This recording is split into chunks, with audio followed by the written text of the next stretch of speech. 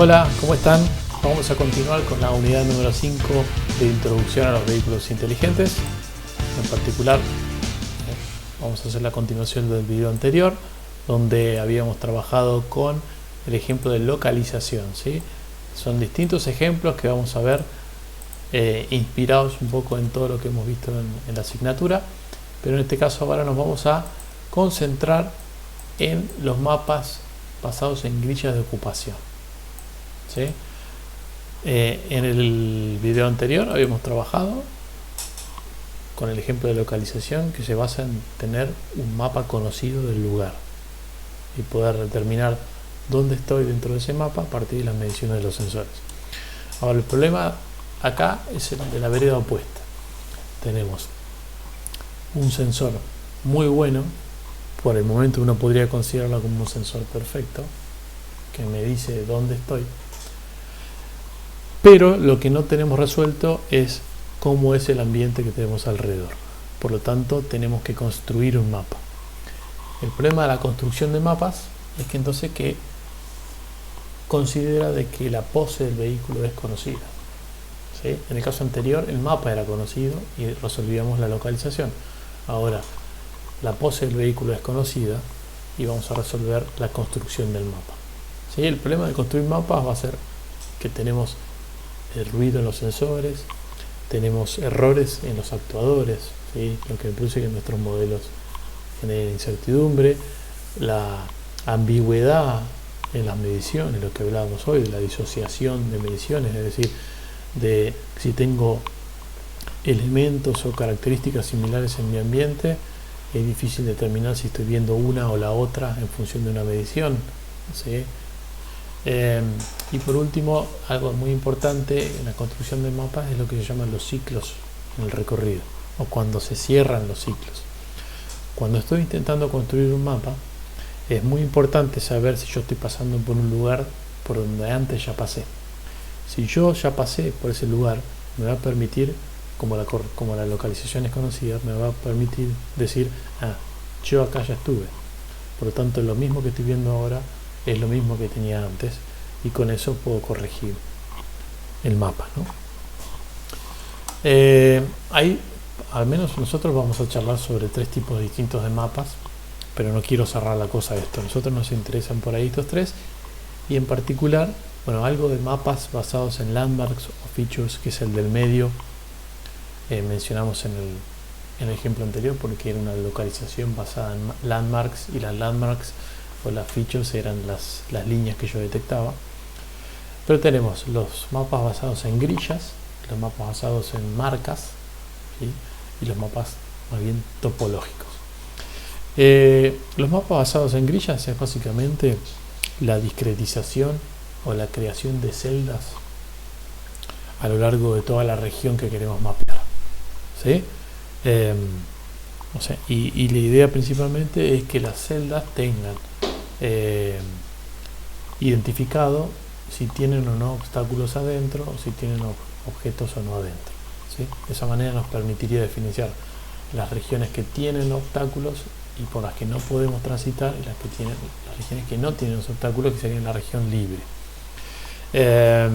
Las celdas en general suelen ser regulares, o sea, de tamaños iguales, pero también podríamos tener grillas de ocupación con celdas de distintos tamaños, porque sería hay una relación de compromiso entre el tamaño del mapa y la resolución con la que yo quiero discretizar ese mapa. Obviamente que si yo quiero hacer un mapa más preciso, voy a querer que esas celdas sean pequeñas para poder tener una gran resolución en un lugar.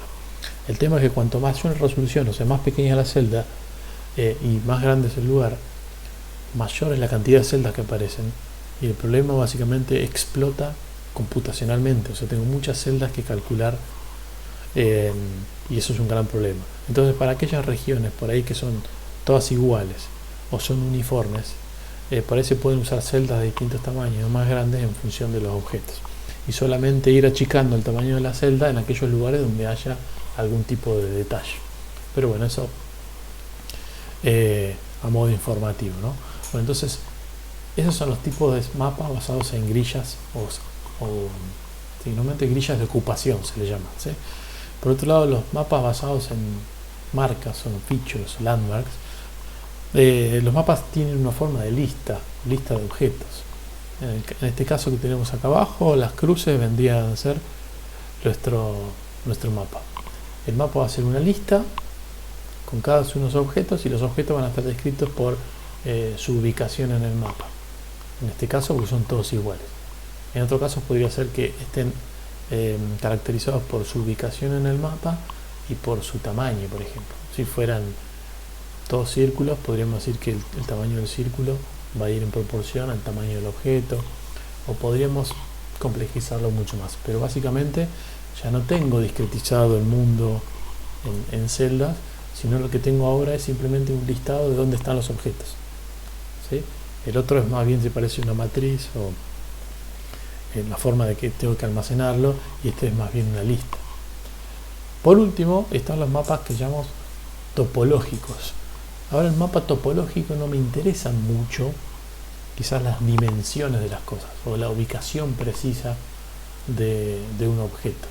En un mapa topológico a mí lo que me interesa más son las interconexiones, o sea, básicamente se definen nodos que se comunican entre sí, y a mí me interesa describir en ese mapa cómo son las interconexiones entre nodos y quién se conecta con quién, sin importar a qué distancia están y dónde están ubicadas las cosas, porque es más bien algo, no sé si sería semántica la palabra, pero no es métrico, ¿sí? Sino es topológico, es más de conexiones.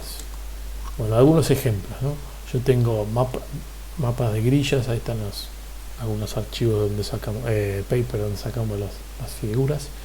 En esencia, por ejemplo acá a la derecha del todo, cada píxel vendría a ser una celda, y las celdas que están de color gris son las celdas que desconocemos, vendría a ser un valor de probabilidad 0,5, o sea que tenemos incertidumbre acerca si están ocupadas o no.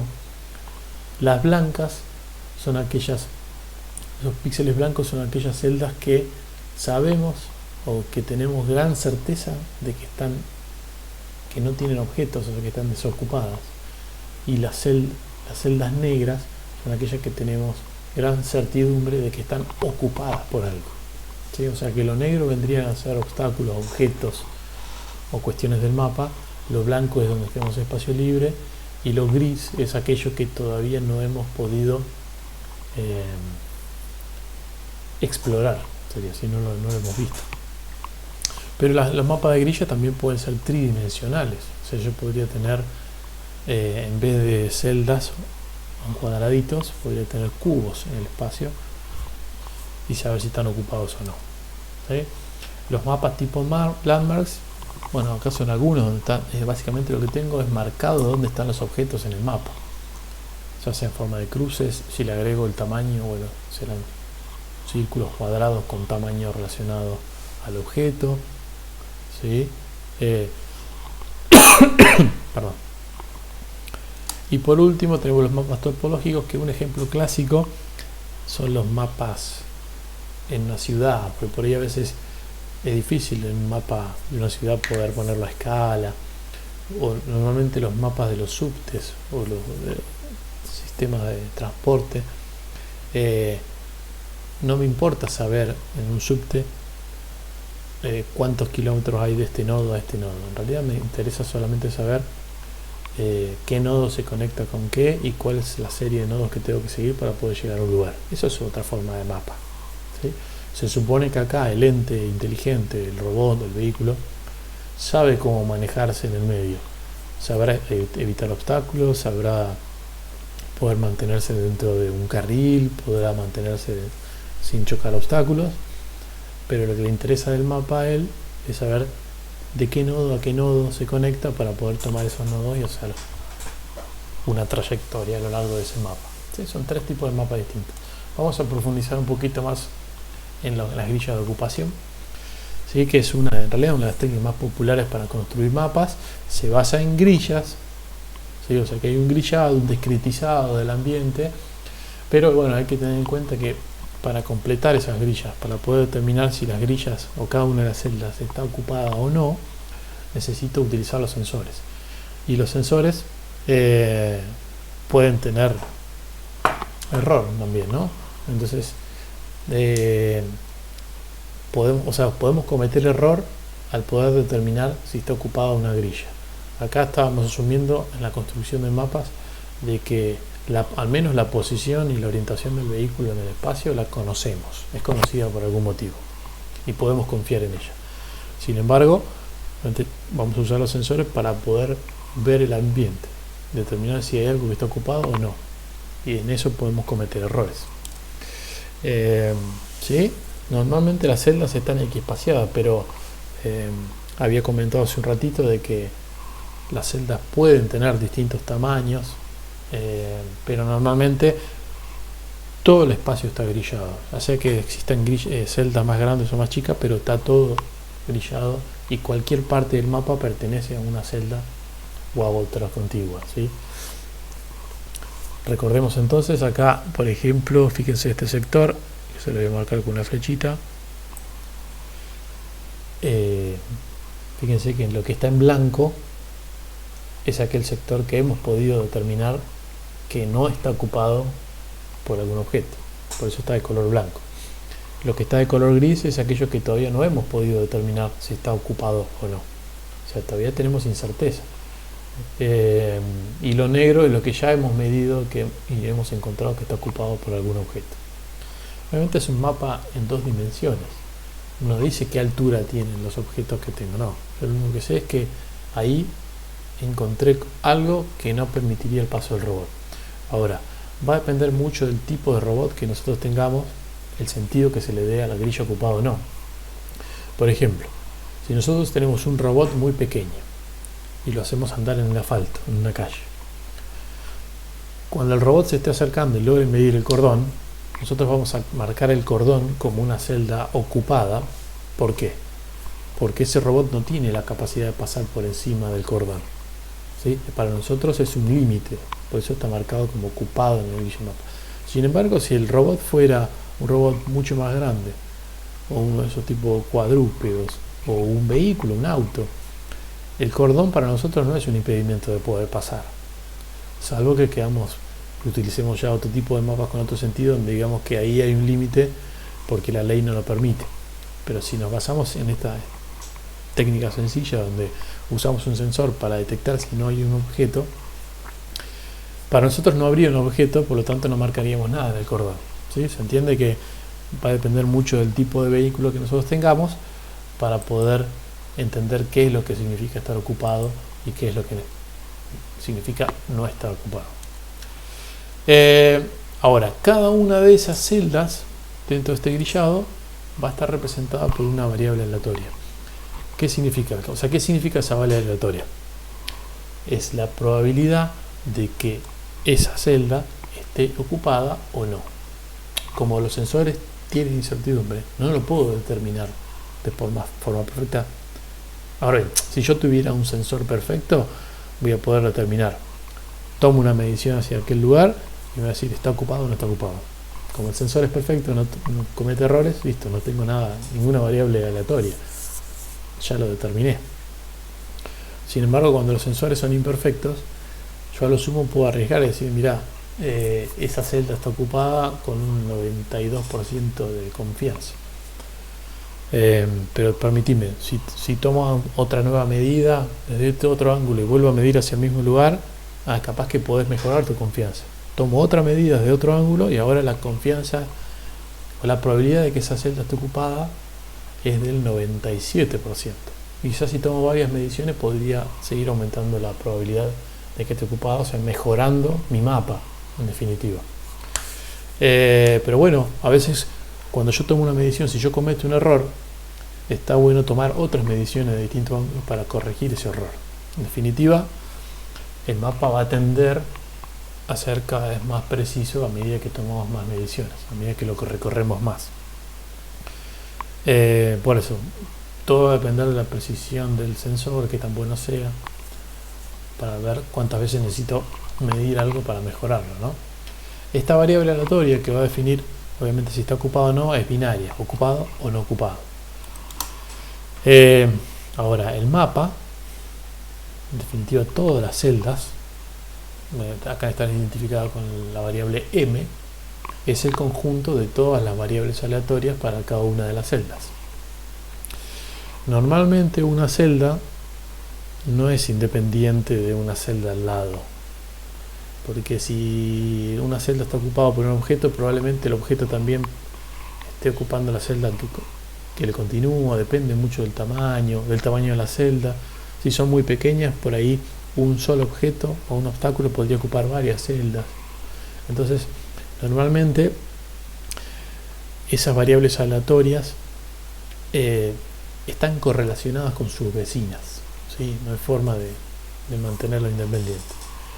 Pero, como vamos a ver más adelante, se suele hacer esa simplificación al problema.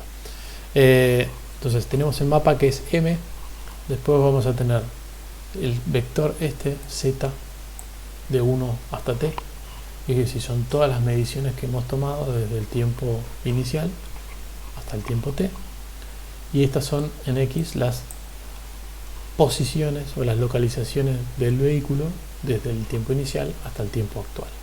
O sea, yo tengo que tener las mediciones y la posición del móvil. Con eso, ¿qué voy a hacer?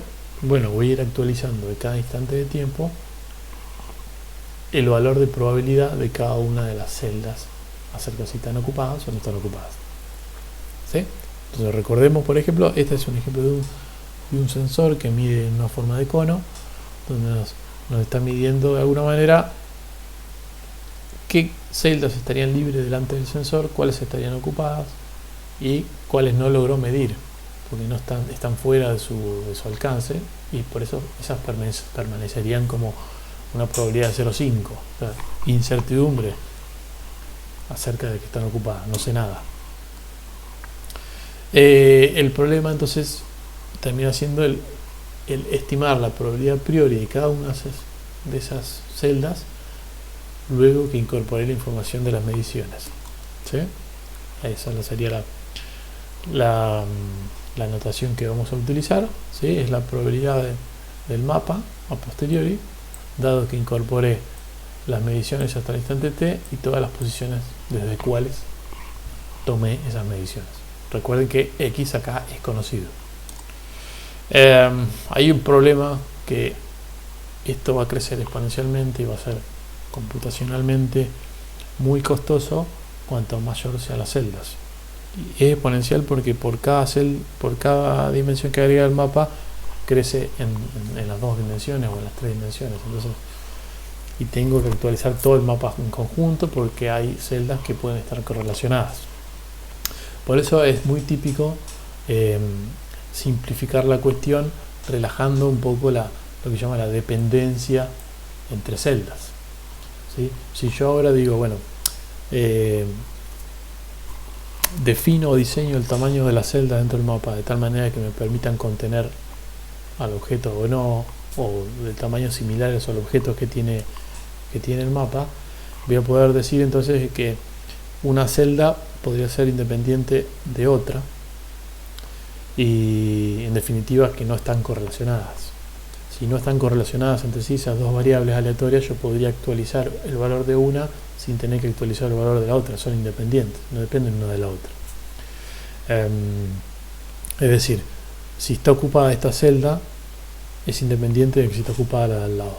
Es una simplificación que hay que ver si se puede hacer en el problema en particular. Entonces, en definitiva, si todas las celdas son independientes de las otras, yo podría actualizar solo las que han sido evaluadas. O sea, solo las celdas sobre las que tomé alguna medición. El resto no necesito modificarlas. Al independizarse el problema de cada celda, ahora son todos problemas separados que los actualizo uno al lado del otro, y eso es computacionalmente muchísimo menos costoso. ¿Sí? Porque en definitiva esto se transforma ahora en estimar la probabilidad a posteriori de la celda MI, dado que tomé las mediciones hasta t y las posiciones han sido las del vector x. ¿Okay? Por último, nos falta hablar sobre el modelo del sensor. El modelo del sensor, que acá le llama el modelo inverso, me dice, en función de la medición que acabo de tomar y cómo ese sensor logra medir el ambiente, cómo la medición del sensor se transforma en actualizaciones de la grilla de ocupación, ¿sí? O sea, el sensor solamente va a lograr darme nueva información de aquellas celdas que logró medir, es decir, de aquellas celdas que estaban dentro de su alcance o su rango de medición, ¿sí? Volvemos a poner el ejemplo acá. Si un sensor tiene un haz de medición así tipo cónico, nos va a dar información acerca de todo lo que está dentro del cono hasta determinado rango.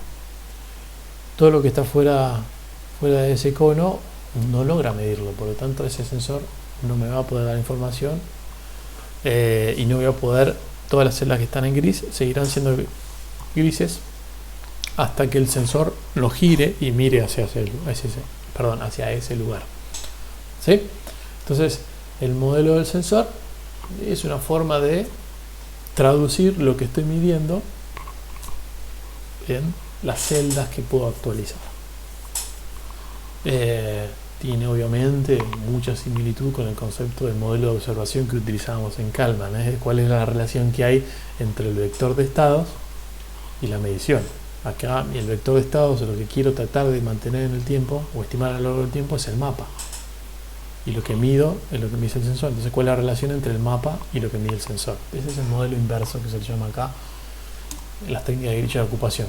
Bueno, estas son algunas cuentas que no es importante, pero se las dejo.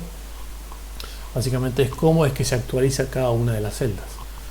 Acá, si la medición sobre una celda me dio, o sea, no la logré medir y era 0,5, bueno, seguirá siendo 0,5. 0,5, ¿qué significa? Es la total incerteza. No sé si está ocupado o desocupado. No tengo certeza de nada. Es la probabilidad de 0,5.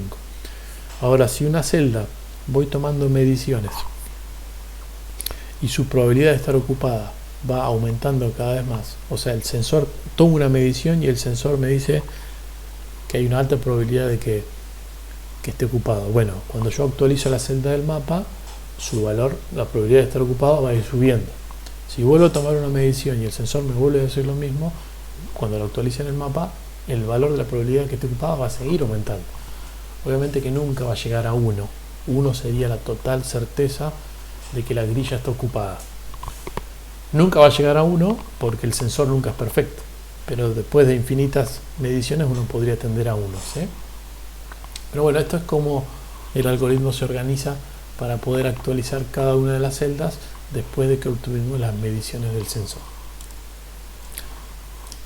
Vamos a ver un VBAIM, ¿sí? Permítame cambiar de ventana para la grabación y vamos a darle play al video. Esto son grillas de ocupación. En este caso tendría que ser casi tridimensional. En definitiva no es tridimensional porque en realidad lo único que me está diciendo es qué lugar está libre y el tamaño de los objetos tienen toda la misma altura, ¿sí? Pero esto lo resuelve en este caso con un sensor de visión estéreo. Es un sensor de rango, básicamente un sensor estéreo. Fíjense, lo que tengo a la izquierda serían aquellos en rojo, es lo que está ocupado o clasificado como ocupado, de lo que está en azul, lo que está clasificado como libre, ¿sí? Lo que tengo a la derecha acá es la vista que suele llamarse como ojo de pájaro, ¿sí? Es una vista desde arriba, y lo que ven acá, fíjense que en gris siempre va a estar la medición del sensor, o sea, está todo lo que no logra ver la cámara. La cámara logra ver toda esta franja o este cono que está acá, que es el rango angular definido por la intersección de las dos vistas de la cámara estéreo. Solamente voy a poder medir rango en aquellos sectores donde las dos imágenes de la cámara estéreo ven lo mismo o se superponen, ¿sí? Por derecha y por izquierda de la cámara estéreo no logro tener superposición, por lo tanto no puedo medir rango. Lo que está en color blanco vendría a ser mi medición, o sea, aquellos lugares donde yo estoy midiendo de que hay espacio libre, y lo que está en negro, lo que tiende a negro, es aquello que estoy midiendo que estaría ocupado. Y lo que está en gris es aquello que no estoy tan seguro, que no lo logro medir tan bien. En una cámara estéreo, a medida que me alejo, normalmente cometo más error. ¿Sí? Bueno, entonces serían dos formas de ver la información que está midiendo ese sensor. Y lo que mide el sensor, así que yo no estoy viendo el mapa completo, sino simplemente estoy viendo la grilla de ocupación solamente para el frame que estoy tomando en cada caso, ¿sí? No estoy viendo un recorrido por un mapa en este caso, sino que estoy viendo cómo transformo lo que veo como estéreo al modelo inverso del sensor. Fíjense que donde se produjo la sombra, voy a volver un poquito para atrás, era muy interesante ver ahí cuando la persona está pasando por delante y me tapa lo que viene detrás. Obviamente yo empiezo a tener total incerteza de lo que hay por detrás, por eso pasa a ser en el modelo inverso una región totalmente gris, total incertidumbre. Vamos a avanzar un poquito más.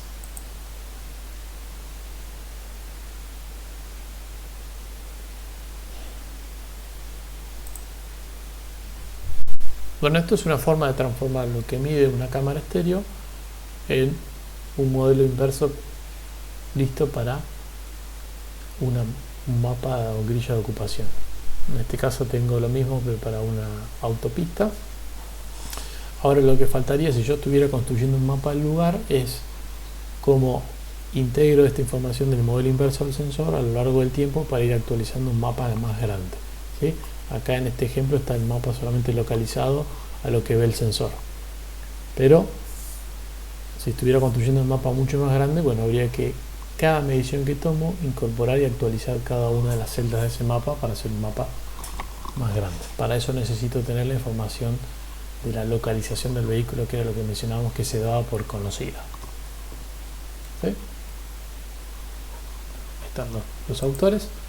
Con esto vamos a dar por finalizado este nuevo video, ¿sí? En el próximo video vamos a estar charlando sobre las técnicas de SLAM, ¿sí? De mapeo y localización simultánea. Nos encontramos en el próximo, ¿sí? Y en nuestros encuentros virtuales. Chao, que anden muy bien.